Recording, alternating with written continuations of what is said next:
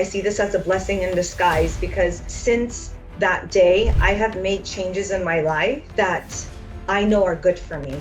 And I was not going to make those changes in my life had this not happened. And I'm a true believer that things happen as they're meant to happen, and it's a lesson.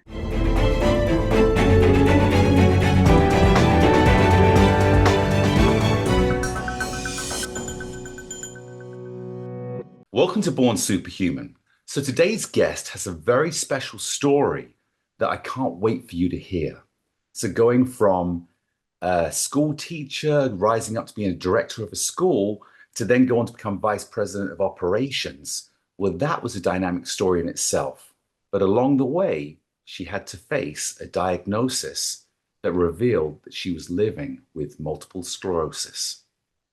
An incredible story that really got me to dive into the positivity and negativity that I see in so many groups out there. When I visited Parkinson's groups and MS groups on Facebook, we see so many people living in the negativity and the fear and the doubt of their own power. But today's guest decided it was time to make MS stand for my story and reveal how she went from living a stable, comfortable life to now living a dynamic, full life. So with that being said, welcome to Born SuperHuman, Vivian Meguerian. Thank you so much, Dan. I'm so excited to be here and share my story. It's great to have you here. So before we get started and the dynamic journey that you've taken from that day of diagnosis to the life you're living now, let's go back to you as a child, because what was your life as a child? What were your dreams? Where did you see yourself going in life? I knew at a very young age that I loved children. Whenever there was a little child at home, a family member, a neighbor, I lit up. I loved them. Everybody called me Little Mommy because as soon as I held them, as soon as I approached them, there's something just told them I was a comfortable and safe space. So I always knew that that was a passion of mine, something that I would probably get into in the future. As a little girl, I imagined I would be a pediatrician when I grew up, a doctor working with young children. But nevertheless, my childhood was different in the sense that I didn't get to be a child so much. As the eldest of three, I was often asked to be the responsible one, whether it was said directly to me or it was just I perceived that that was my role. So often I was the mom in the house, the second mom in the house, sometimes mom to my own mother, who was very young when she had me. She was 19 years old. And if you think about what a 19-year-old is doing today, raising a child is not the common thing for women today at that age. But I had a sister that came a couple years later, which changed the dynamics at home. And then 8 years later, a little brother who became like my own little baby.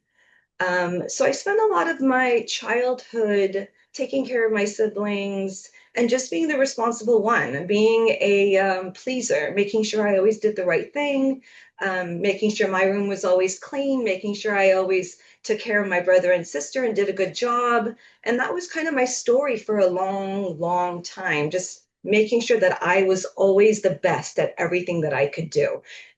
Because that to me meant that I was valued and loved and appreciated and seen. How did that affect you then as a young child? Not feeling maybe the safety of being parented, but having to take on such responsibility, did it add stress or fear, or how is that? Because I think we so many times take it for granted that children are just children. Well, you don't know it while you're a child. And, in hindsight, 2020 vision, right? And you can see why things turned out the way that they did.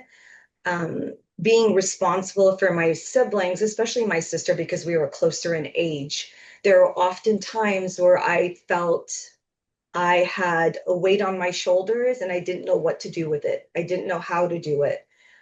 So looking back now, there were definitely times that affected who I am today. When we talk about childhood trauma, which is a very real thing, and I think sometimes misunderstood. Often people think of childhood trauma as some major event that happens, maybe the loss of a parent, maybe a major accident, something big. And it's not always that. Sometimes it's those little things that are repeated enough that they become traumatic. And it's all also depends on the child and how did they perceive that event or those series of events. And are they able to cope? Are they not able to cope? And turns out, as much as I thought I was a strong little girl, there were things that really took a toll on me. And I remember one specific thing that happened when I was a little girl. Quite often, my parents would, in the middle of the night, or once we were asleep, my sister and I would go to a neighbor's house, and they would play cards and have their little game night.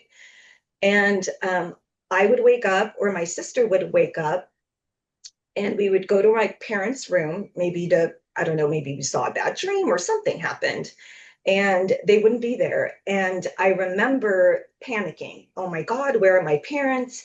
Even though at the back of my mind, I knew that they sometimes went to the neighbors, it still was like, oh gosh, is this time different? Are they going to come back? Are they gone?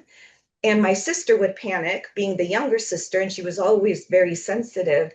And so I had to forget about how I felt and make sure that she was okay. And as much as I did that in the moment, and I was able to take care of her, I wasn't taking care of myself. Nobody was taking care of me. So a lot of that has carried on into my life today. And, just a couple of years ago, I had a horrible, what I called a midlife transition. I didn't know what to call it. Many people call it a midlife crisis, but I think it was a combination of different things that happened. And as you continue to hear my story, all the, puzzle pieces may come together. But a lot of my trauma came back, this feeling of unsafety and this feeling of a fear of abandonment, and not just a fear of abandonment, but just a constant sense of fear that I couldn't understand and know what to do with, but it was there and it was uncomfortable. It was scary, even to me as an adult. And it reminds me, it's kind of like a flashback into what I must have been feeling on those nights when I woke up in the middle of the night, found out my parents are at my neighbor's, but went back to bed, not sure, are they going to come back, and trying to keep myself calm so I don't upset my sister even more. So going back to what you were asking about, how was that as a child? Extremely stressful, even though I put on a front and kept going, and it followed me. And I'm sure we'll talk a little bit about the work that I do, which is with young children and families. And it's a true passion of mine because I understand deeply that what happens during those early years will follow someone into their adult life, into their relationships, into their work relationship, into their family dynamics when you have your own children. And there's so much we can do by understanding those effects that would prevent a child from having to go through that, struggle and stress. That's one thing I wanted to talk about, because as you're talking, I'm realizing our viewers and listeners may not know your educational background because you're so deep into child psychology. So give us a quick recap of your education and what led you to the expertise that you are now in childhood trauma. Sure. Well, while I was in college, I started with taking some child development classes. And as part of that, you had to volunteer or do some kind of internship program in a preschool setting. And so as I did that, I started to notice that I really like this. This is great. Like, I'm really enjoying working with children. So I continued and I got my bachelor's in early childhood education. But while I was actually, I should backpedal for a moment. Before I got my bachelor's, um, I started teaching with the units that I had completed, which qualified me.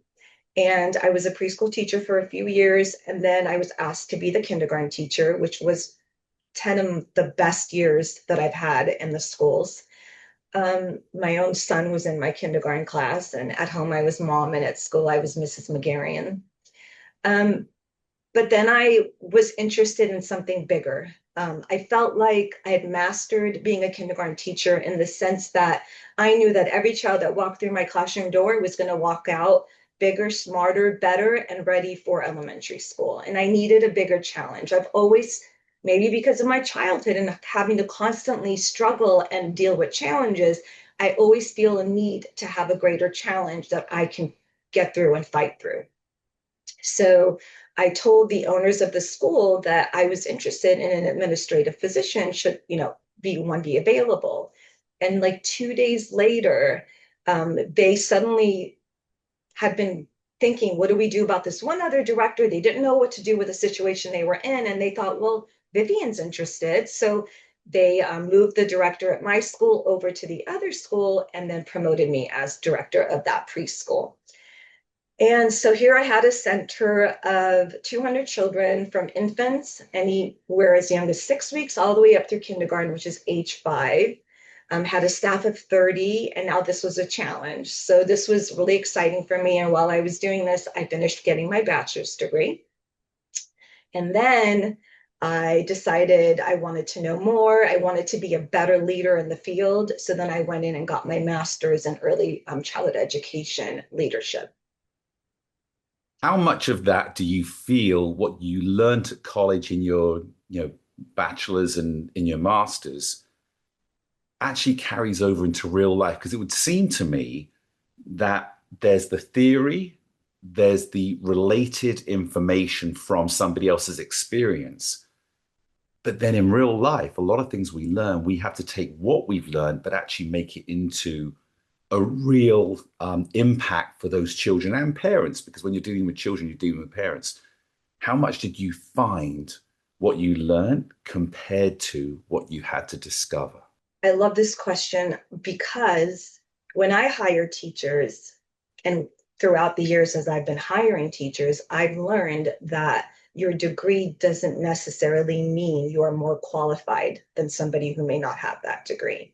Now, there's a lot that I've learned in school, but applying it and working hands-on in a school setting with children and families, I would say is probably 75% of where I got my knowledge.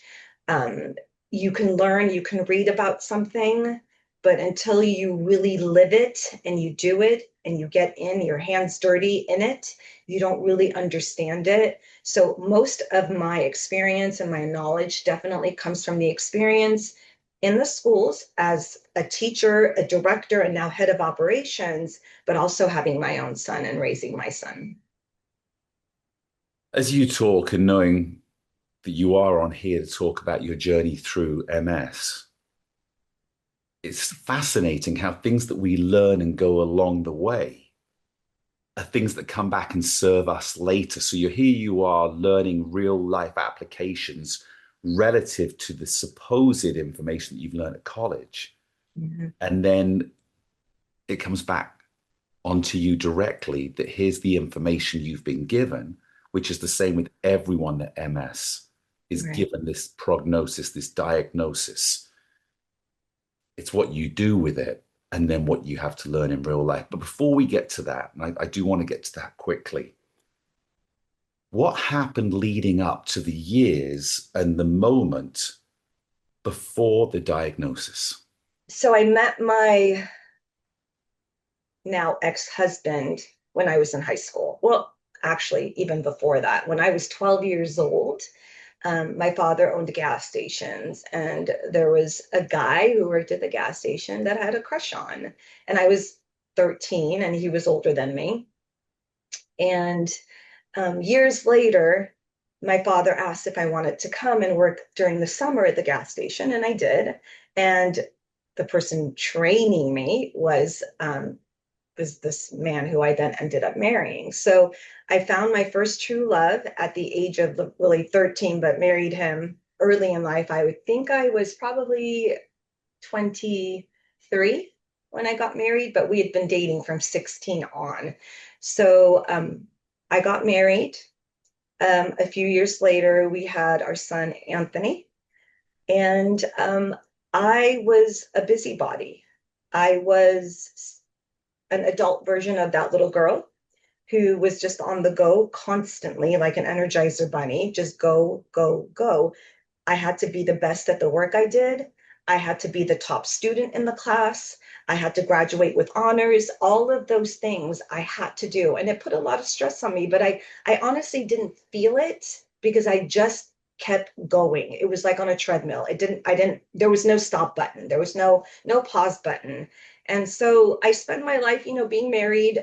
My ex-husband, my husband at the time, was very much someone who appreciated that I was a caretaker and nurturer. And so I did a lot of that with him as well. And I liked it. I enjoyed it at the time because that's what I felt gave me value. That's what made me the good person that I am, that people love. So there, in my marriage, at work, in having a child, there was the common denominator was Vivian had to be the best at all of it. And so it was a lot of just go, go, go. And before I got diagnosed,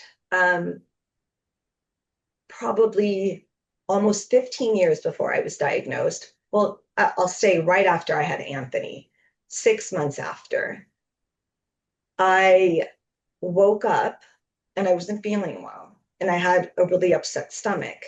And I was vomiting, or no, I wasn't vomiting yet. I just wasn't feeling well. And it felt like almost like, you have a cold or something, body aches, just not feeling well.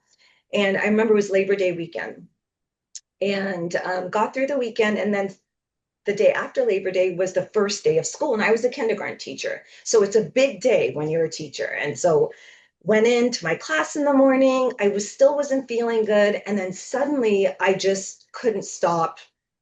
I couldn't stop vomiting. Something was going on. And I called my husband and I said, something's wrong. Can you pick me up during my break and take me to the ER? I don't know what's going on. I just cannot stop vomiting. And he took me to the ER. And again, because I have to be the strong Vivian, told him to take me back to work. They said I had some virus. There was nothing much I could do. And I finished the day, went home. I was terribly sick, still went to work the next day, did not call in sick one day. Went to work during my breaks. My colleague today tells me she remembers because we used to work together. She said, I remember you would go under your desk because you felt so sick, and you would go under your desk and sit there and close your eyes while the kids played outside for recess just to get a break.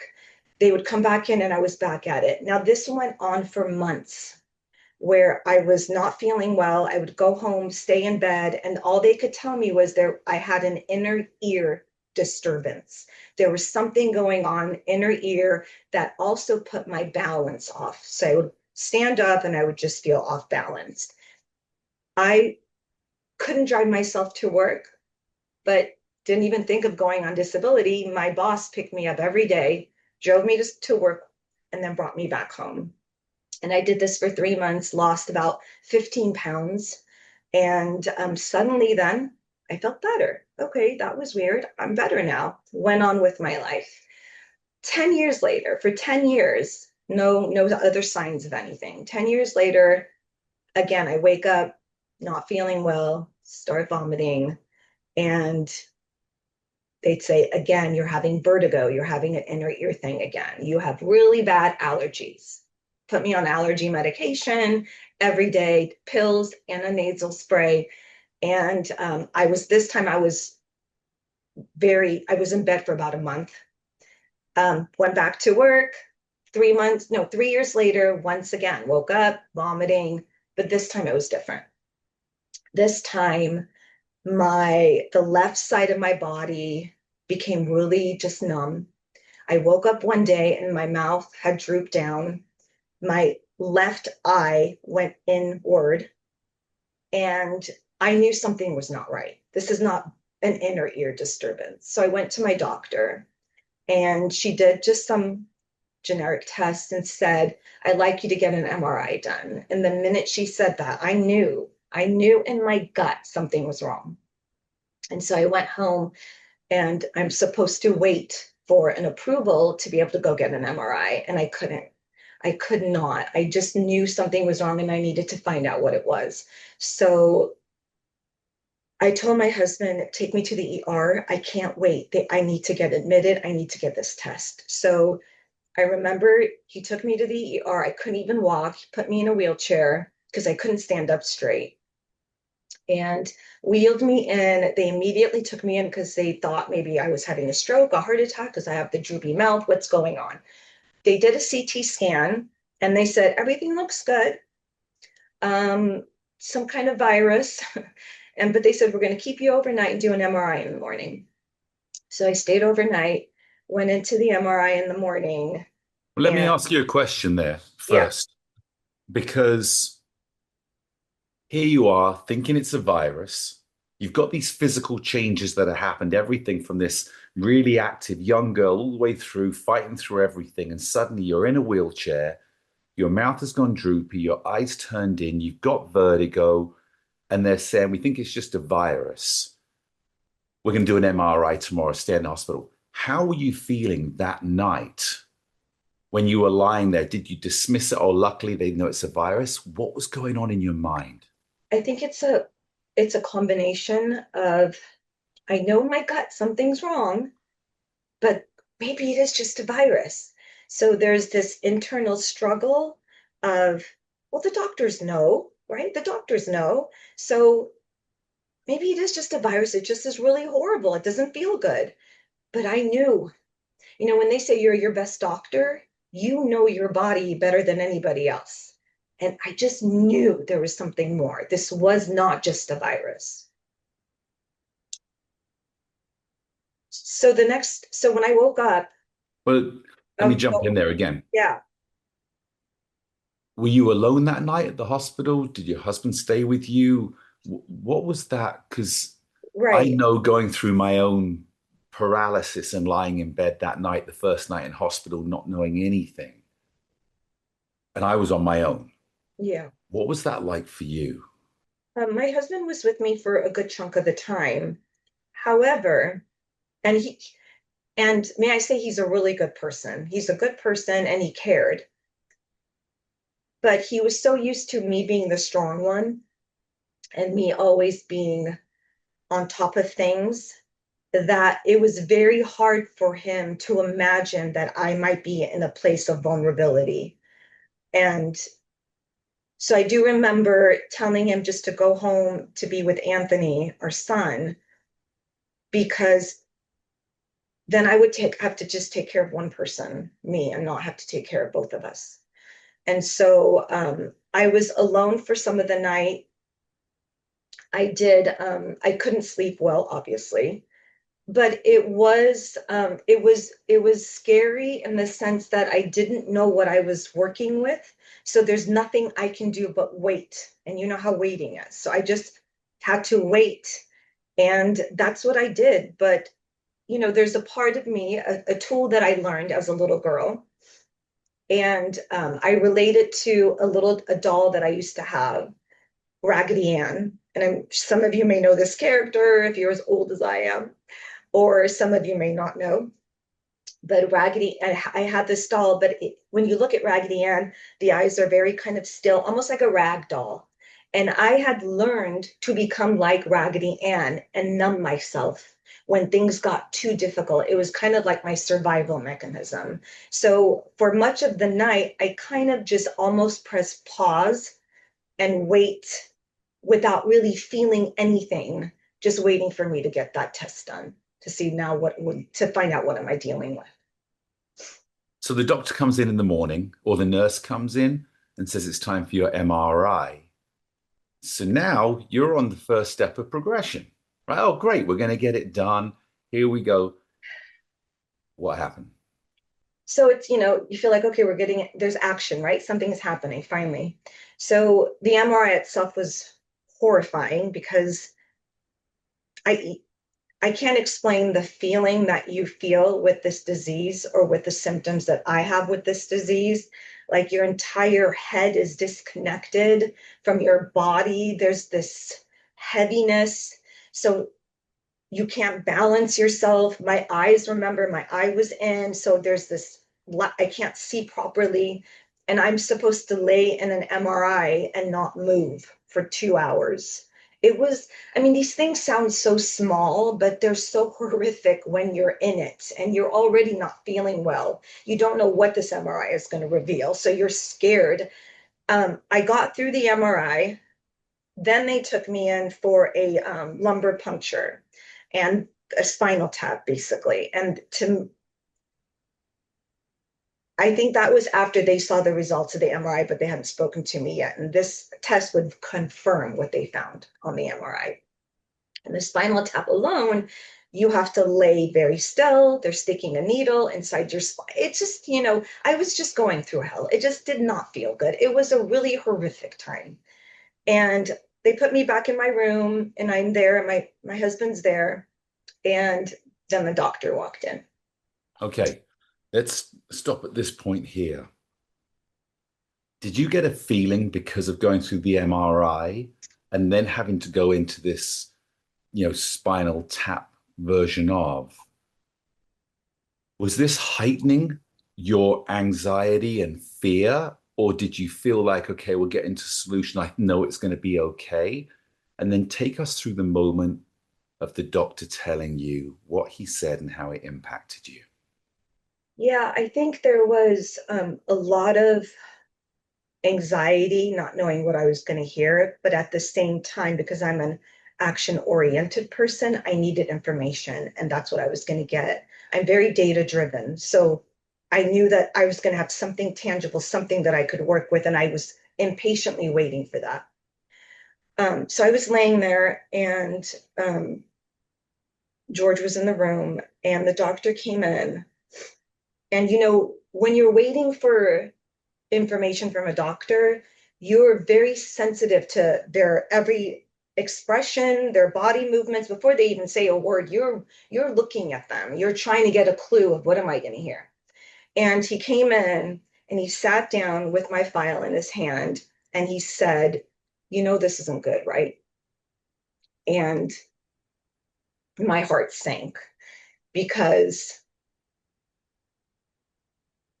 I didn't even know like how to take that, other than like, this is bad, really bad, because I would think a doctor would maybe, say it to me in a way that's a little more gentle, like, but my heart just sank. And I think at that moment I kind of froze. And he said, you have multiple sclerosis. And I did not know what that meant. What I did, all I knew about it, which I'd heard from a friend, was that MS slowly kills you. It slowly, your body deteriorates slowly, and you die. And so I just looked at him and I said, am I going to die? That was my first question. And he said, actually, right at that point, another doctor walked in who became my neurologist. He said, he heard me ask, am I going to die? And he said, do you want to talk about treatment options? And the moment he said that, I thought, treatment? Okay, wait. So I'm looking for clues that I'm going to be okay. So when he said treatment options, I thought, okay, there's treatment. So I said, yes, tell me. And so then he started talking about the options of medication.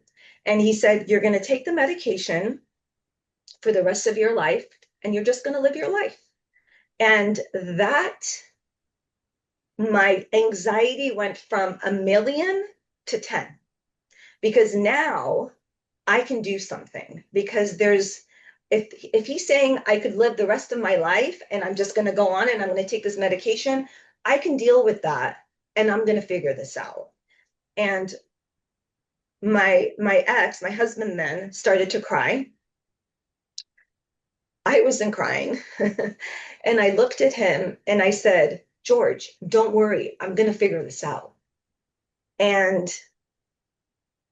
it's funny because I heard myself say it, and I realized in that moment, wow, like I'm comforting him when I just got a diagnosis that's going to stay with me forever. But that's just what I do. And so the doctors left, and now I was on a mission. Now I had to find out, what is MS? What does it mean? So the first thing I did is I wanted to talk to people or find people that are also dealing with what I'm now dealing with.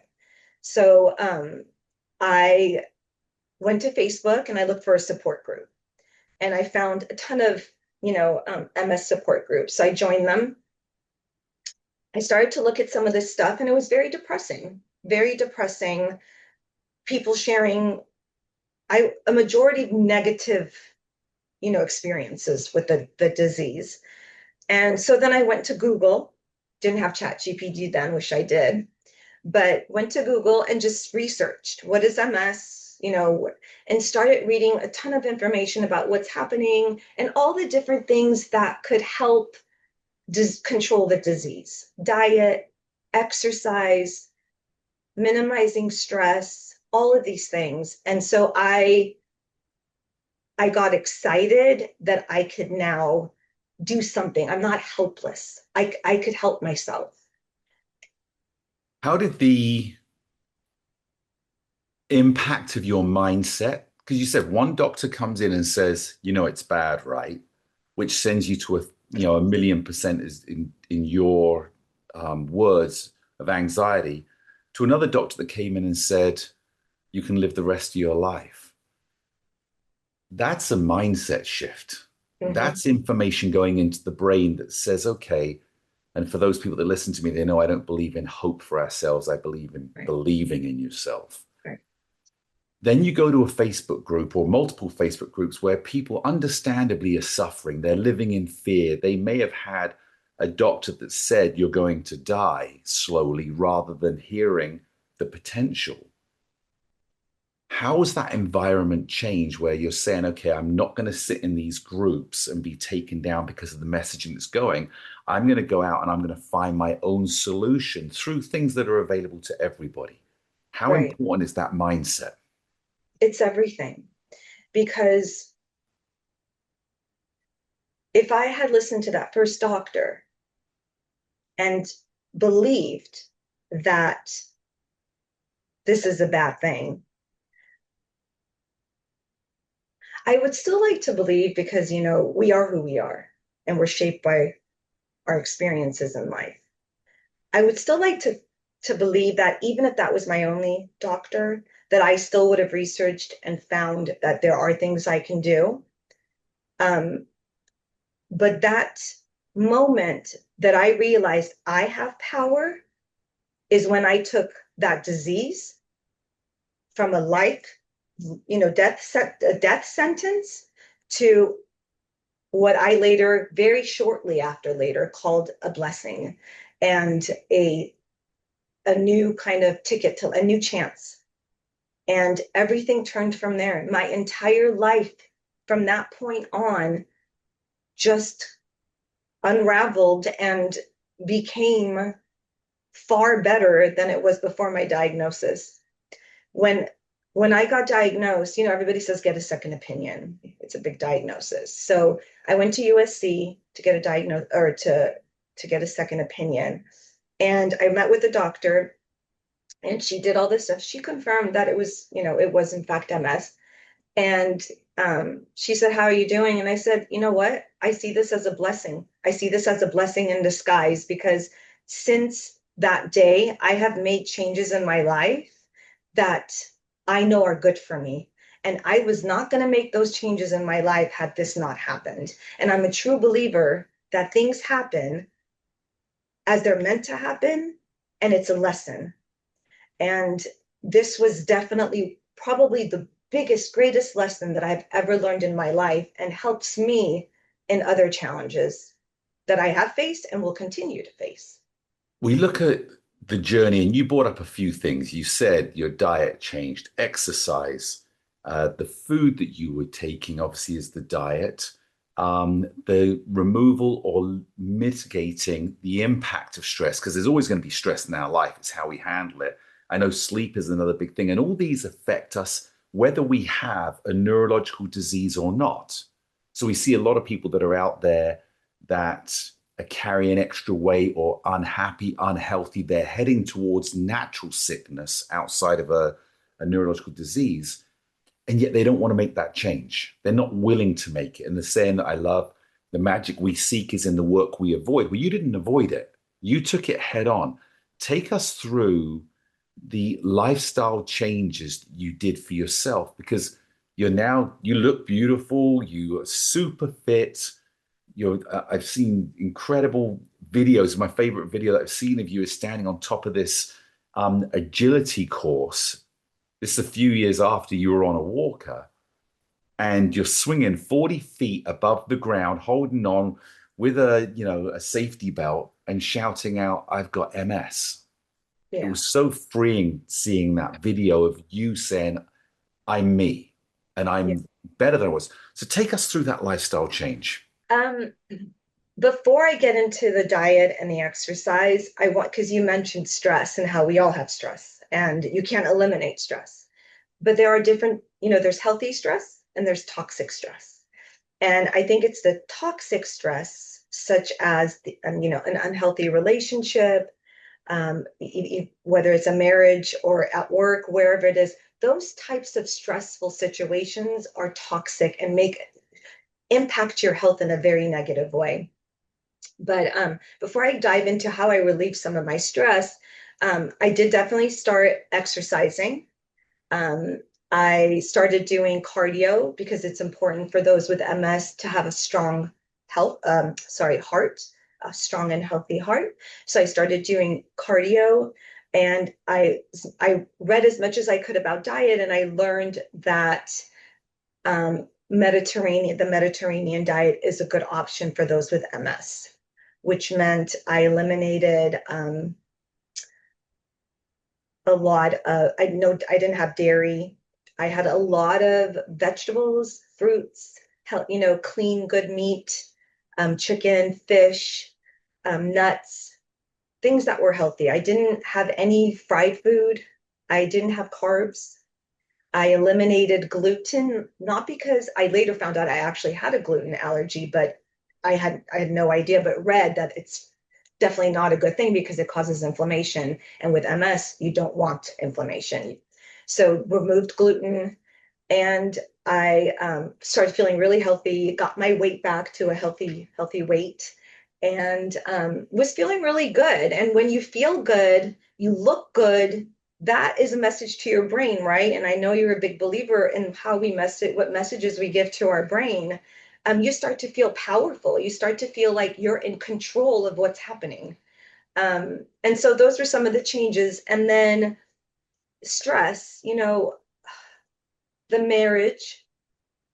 I never, ever, ever thought that divorce would ever be something that I would go through because I always just dealt with things and I just kept going. As wonderful as he was, he's a very good human being. It just wasn't right for me. The what he needed from the marriage was a lot.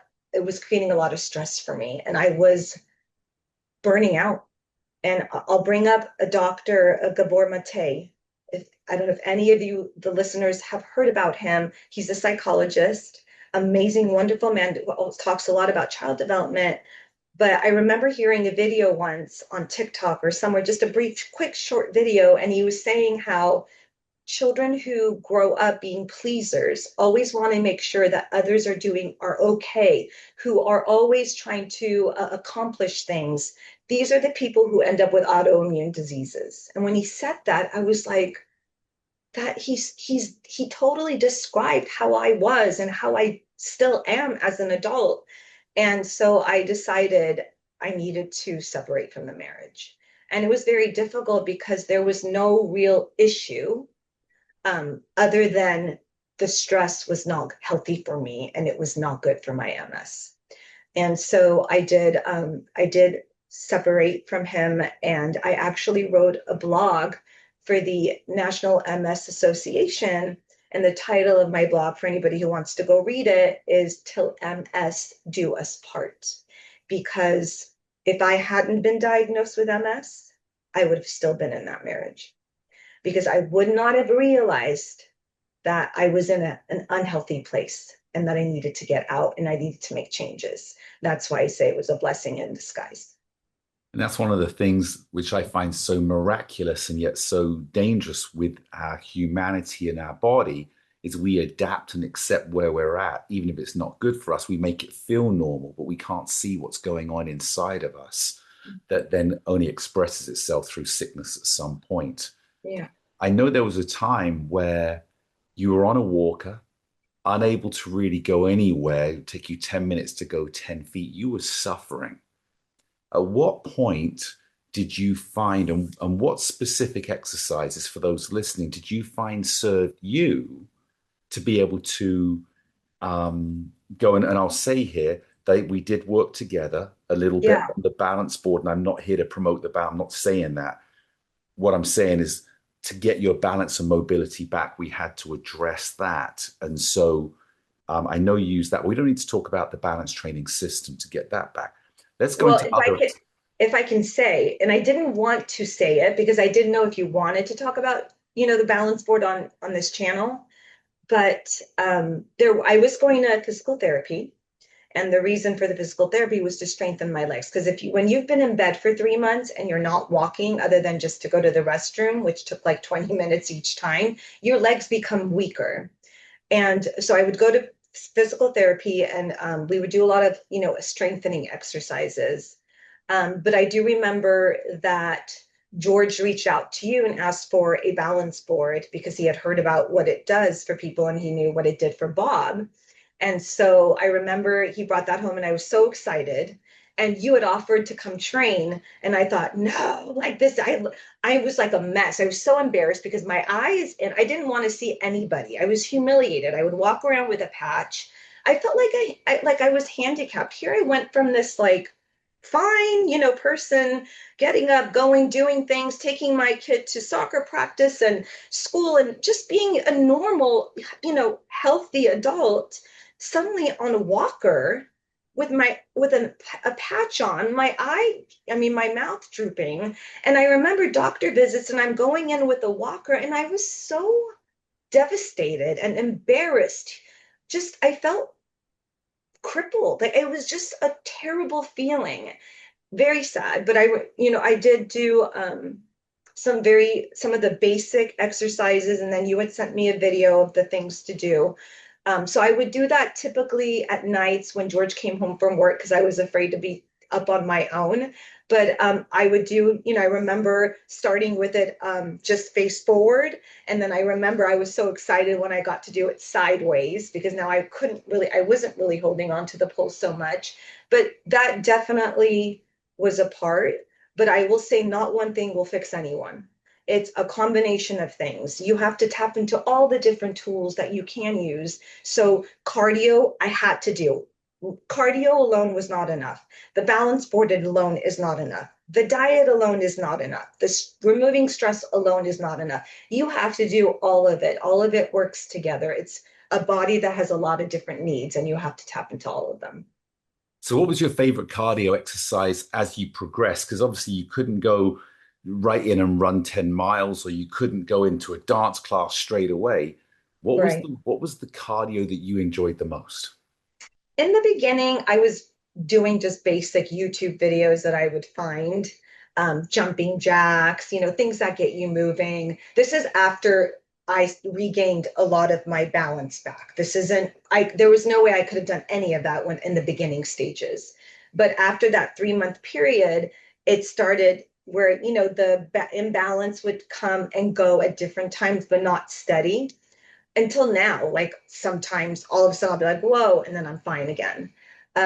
But I remember I got into HIIT workouts and I was so proud of myself. And I remember I posted a video on Facebook showing how I was able to balance on one leg and squat at the same time because I couldn't even walk to the bathroom months before. So all of these things kept building my confidence and my realization that I can get better. And for those listening, HIIT training is high intensity interval training, just for those that are in there. So it's high intensity and then you'll rest or you'll move on to another exercise, but it's getting your heart rate up and it's keeping you, very active in there. Talk to us about sleep. Sleep. um, you know, Sleep obviously is important. However, I never really had a problem with sleep. I usually slept really well. And I remember even before my diagnosis, I would go to bed at 9 and I wouldn't wake up until I had to go to work. Or on weekends, I could sleep until 9 or 10. I could sleep 11, 12 hours. My body really needed it. But a couple summers ago,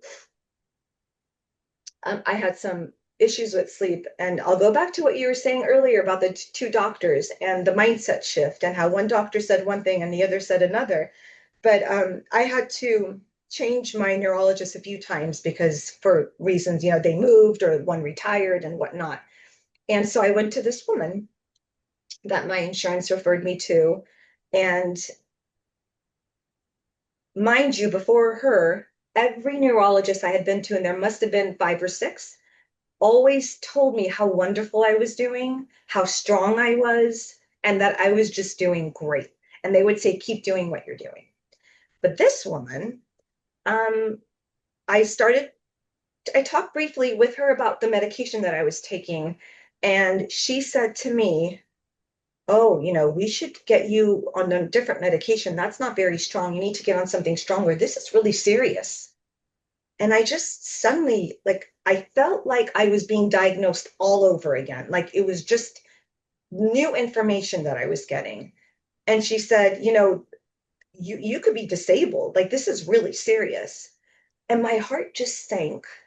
And I remember leaving there and I was just shocked. I was in complete shock, scared, feeling like I'd almost fooled myself all this time into thinking that I'm fine and that maybe the other doctors didn't see something she saw. And oh my God, like here we go again. And ironically, at the same time, my brother got diagnosed with MS. So my younger brother was having symptoms and issues, and he ended up getting diagnosed. And because he's my younger brother, I felt like I could help him. So I felt responsible to talk to him, to help him, to educate him, and to help him understand. But now, here, at first, I thought I've got this. I've got MS. I know exactly what I need to do, and I'm going to tell my brother exactly what he needs to do. And then this doctor tells me this, and it just threw me for a loop. And I went downhill very fast. And because I started to feel unsafe with this new information, this triggered some of my childhood trauma, going back to what I was telling you about waking up in the middle of the night and not finding my parents, feeling unsafe and scared. So this now suddenly translated into me having sleep issues today. That unsafe feeling once again became a problem at night when I'd never had sleep issues. And I had insomnia for maybe, I don't know, 3 months, where I would sleep one night, not sleep, not even 10 minutes the other night. Sleep one night for 3, 4 hours, no sleep then. So imagine how you feel not having any sleep. I was panicking. I I took a medication, and I hope it's okay for me to talk about what happened with me because I think it's important. But I took some Xanax because I couldn't sleep. My anxiety was through the roof, and I was in England at the time on vacation. And I didn't want to take the Xanax because I didn't want to take medication, yet I couldn't sleep and I needed to sleep and I needed to control my anxiety. And so the Xanax, wow, I took it for a few nights, small doses. I don't know what happened, but then I stopped taking it and I went through major withdrawal symptoms, or I felt like I was somebody who had been addicted to drugs. And I don't smoke, I don't drink alcohol, I've never tried weed, I don't do any of that stuff. I'm very clean. So you were over in England, you felt like you were a drug Oh, addict. I was so about the Xanax. Okay, so I stopped the Xanax, had these withdrawal symptoms. I was physically falling apart. I was not feeling well. I was emotionally a wreck. So afraid also that this stress may bring on an MS relapse, because something I forgot to mention, which I think is important and I'm very proud of, since my diagnosis, I've had no relapses. So it'll be 6 years in July since I've been diagnosed. And so um, I went to different doctors, I went to different therapists. I wanted help. And looking back on that experience that summer, I know a lot of my childhood trauma is what was happening, and that's what had come back. And it was just what this doctor said that triggered it. I And think so now, that's really important in here, mhm, Vivian, because we talked about mindset earlier and yeah, having two doctors, one who gave you this negative fear, then the other one that gave you the potential possibilities. And you grabbed onto the potential, whereas a lot of people grab onto the negative. Now you go into an environment where, to me, it sounds like the doctor is a drug pusher.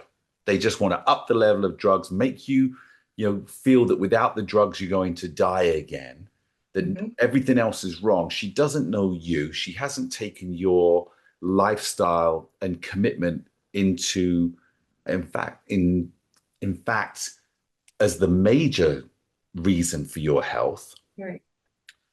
And she took you down that quickly. She did. She did. And she was definitely a drug pusher. And sadly, I don't want to believe that that's what our doctors are doing, but, and there are many good doctors out there, like the one that I had that helped me see that there's a light at the end of the tunnel. But some doctors are not. And it's so important to find the right doctor, because this is a person who's going to be on your team. And it's got to be someone who cheers you on. Yeah, I think that's so important because there's be a lot of people out there that have doctors that are committed to the disease, not to the person. Yeah. I Well, think if you don't have a doctor that's telling you how to get better, not to minimize the decline, but if you do this and they support you, it's worth, like you said, getting a second and third opinion. Don't settle for someone that's not serving you. I have to say that because I'm a huge believer that you become your environment. And if you become the environment of someone that's telling you that you are dependent on drugs and you are going to decline, that's not the best person for you. 100%. And if there's a listener with MS or any other illness disease, if your doctor has not asked you about your life, about your work life, your home life, your stress, then they're not looking at the whole picture.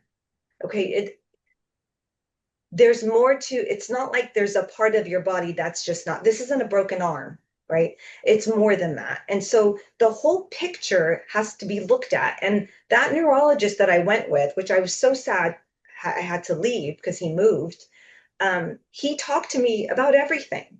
We talked about my life. We talked about stress. He asked me, how is your stress? What do you do for stress?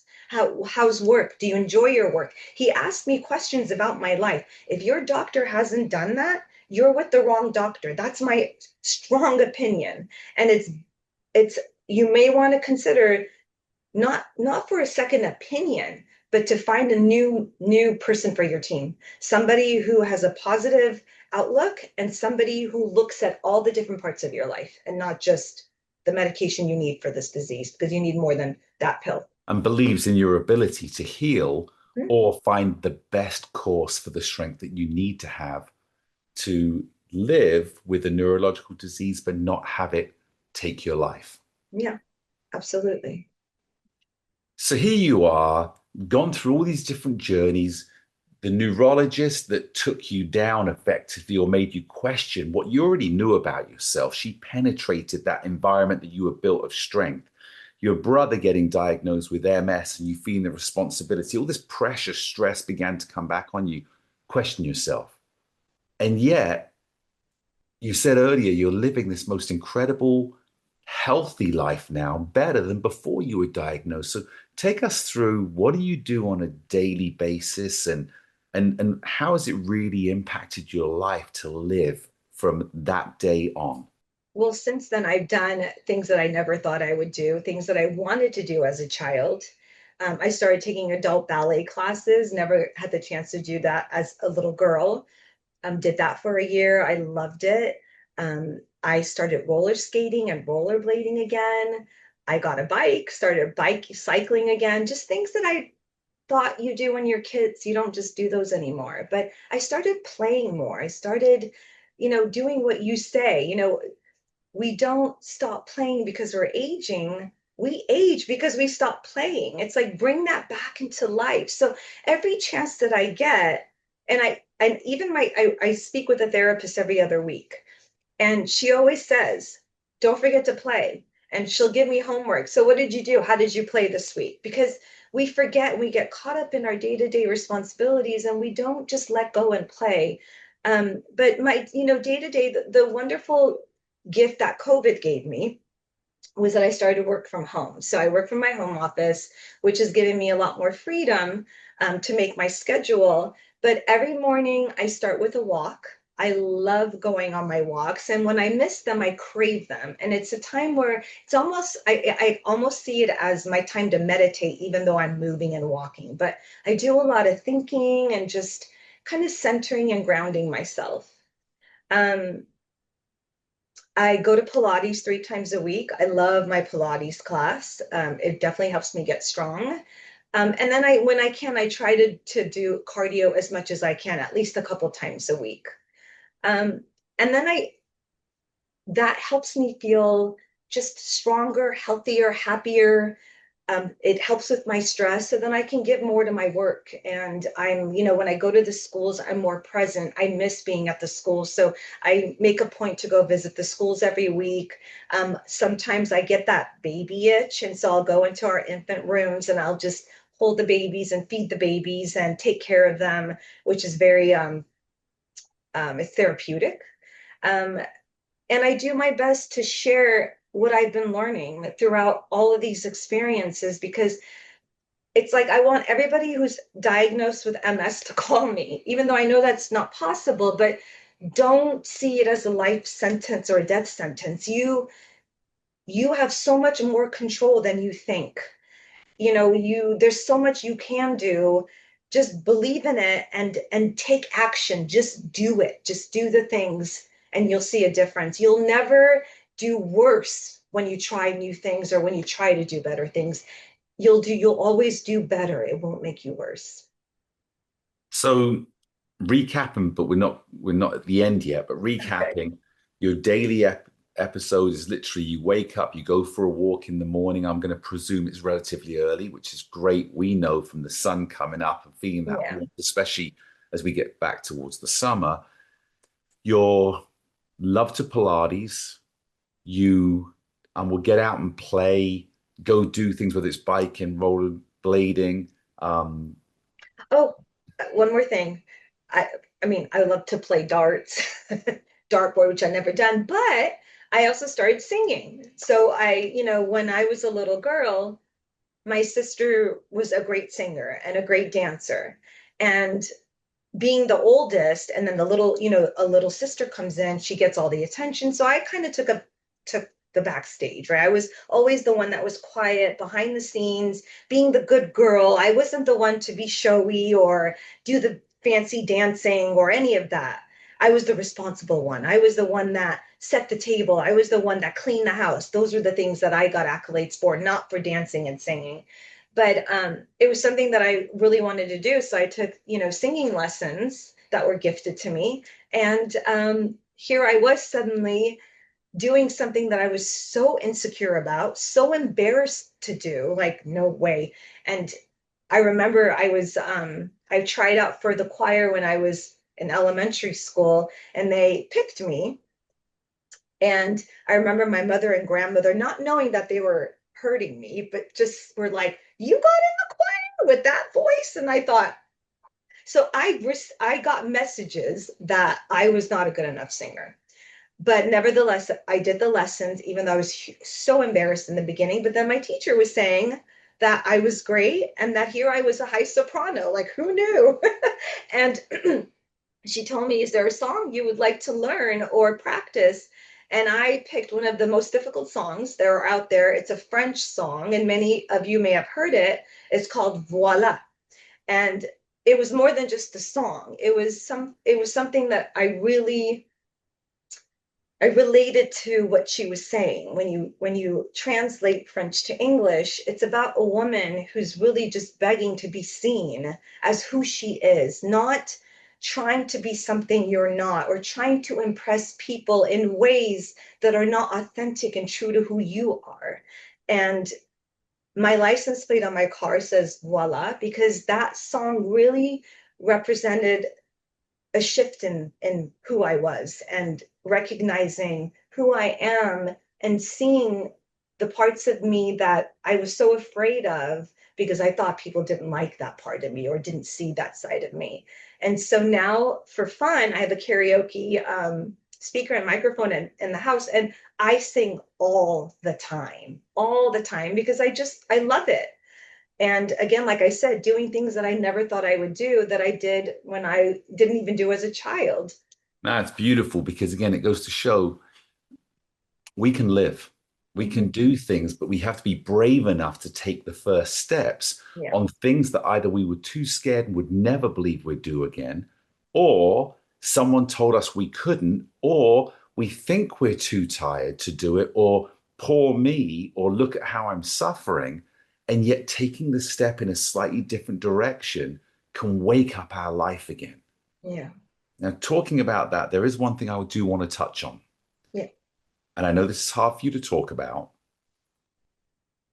but I know that during this time, your best friend was taken from you. Tell us about her and her impact on your life. Um, Lynette was my cousin, but also my best friend. And she and I had a special relationship where she was the only person in my one of very there were maybe two, but the one that I typically had deep conversations with about life, about anything, and we were always on the same page. She was very accepting of who I was, not judgmental ever. And we were very close, very close. When I was getting married, we spent nearly every day together planning, getting ready for my wedding. We um we did, I remember we would go to the beach and boogie board together. We just played together a lot. Lynette and I played. And sadly, she came to a point in her life where things started to fall apart, and her marriage fell apart, and there were some family problems and issues that she couldn't bear. She couldn't handle them, and so she took her life. And she had she had put me in her phone as her sister. So I got the call from the coroner's office that she had jumped off a building. And until today, I talk to her in my mind or when I'm driving, and I miss her so much. But she was that one person who I felt she was kind of like a second mom to me at times, but also like a best friend. So she helped me with healing some of the childhood trauma that I had gone through. And so here's a photo of Lynette um, that I have right up here, and just somebody that I'll never forget. But it was a horrible time and a very difficult time. And again, I was so worried about a relapse, a potential relapse, but it didn't happen. And I'll tell you why I think it didn't happen, because it's not toxic stress. It's the kind of stress that happens. These are things that happen in life. And I had a lot of support, the friends and family, my loved ones who are closest to me, as you know.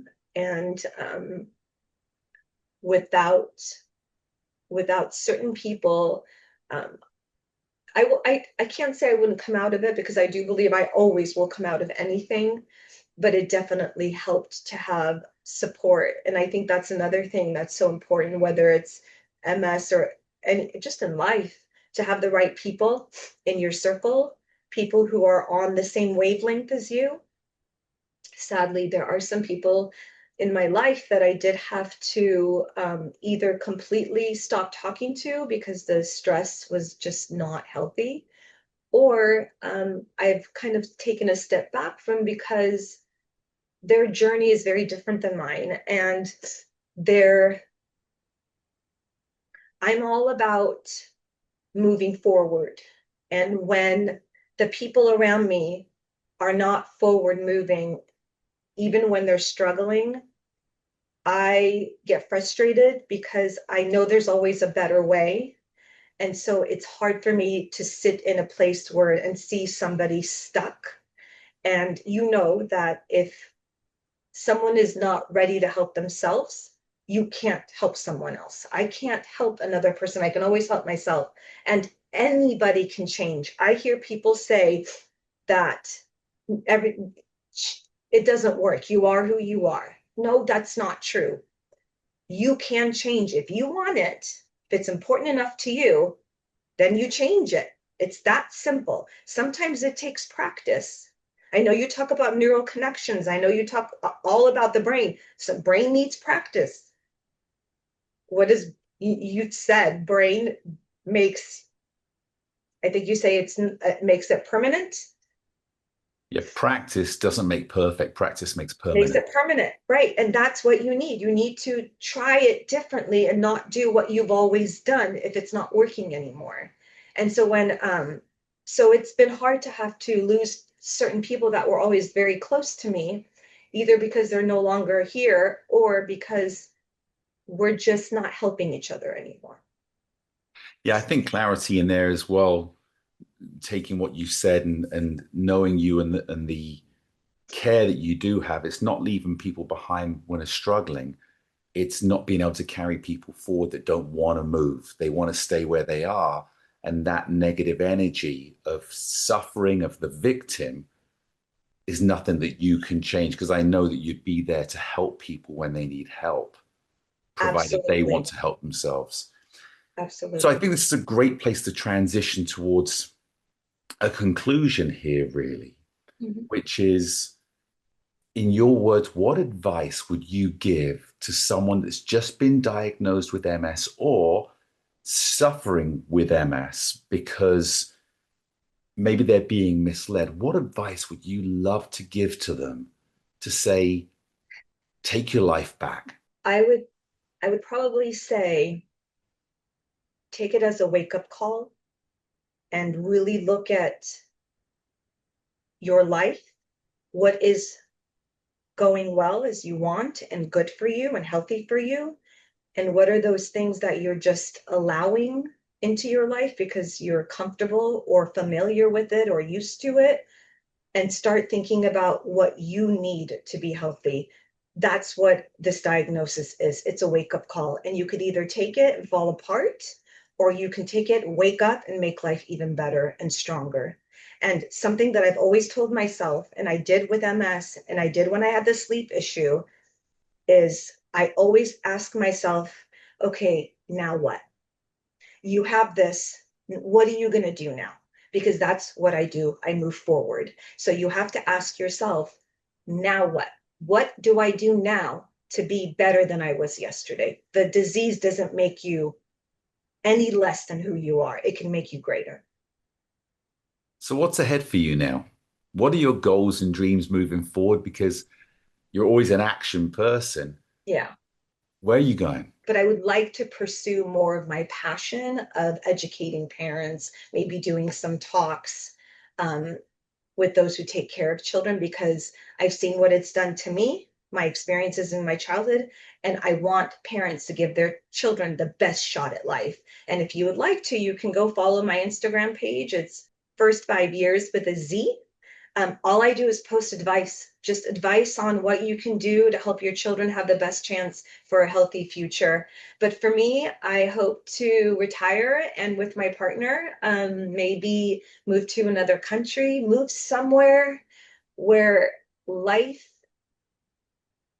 is about movement, about activities, living, doing, playing, peace of mind.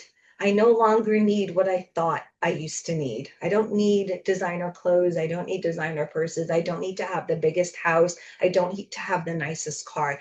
I need peace of mind and happiness. That's what I need. And those are the people that I want who help me nurture that part of me, and I can help nurture that side of them.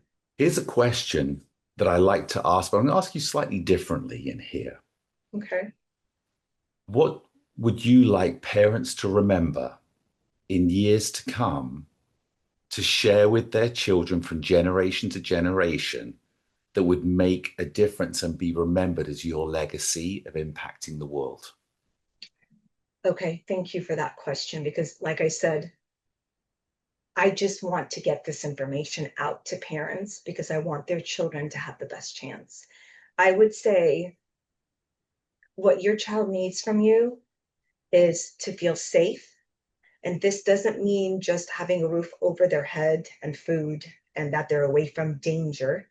This means emotionally safe, where when your child comes to you because they're crying, that you do hold them. You don't worry about, oh, they're just trying to get attention. Yes, they are, and that's not a bad thing. They need your attention. So help your child feel safe, give them the love that they need, remind them you love them for who they are, not because they're a good dancer, not because they're a good singer, not because they got A's in school or because they made a goal at the soccer game. That's not why you love them. You love them just because. And and that's something that children also need. Children need to be able to be authentic. And that's one thing I didn't get to do, be authentic. I did what I thought everybody needed to see from me so that I can fit the mold that they created for me. No, let them be who they are. Your child came into the world. You brought them into the world, but it doesn't mean they're a meanie you. It doesn't mean they're who you think they are or who you imagined they would be while you were pregnant and waiting. Observe them, learn who they are, watch them, listen to them, get to know them because they're human beings. They're separate from you. Yes, they came from you, but they're their own person. It's exciting. Get to learn about who they are and love them just as they are. And listening to your story sounds like there'd also be secondary impacts and effects because they'll grow up in a healthier body because of a healthier mind and brain that will serve them far beyond the life that we have with them.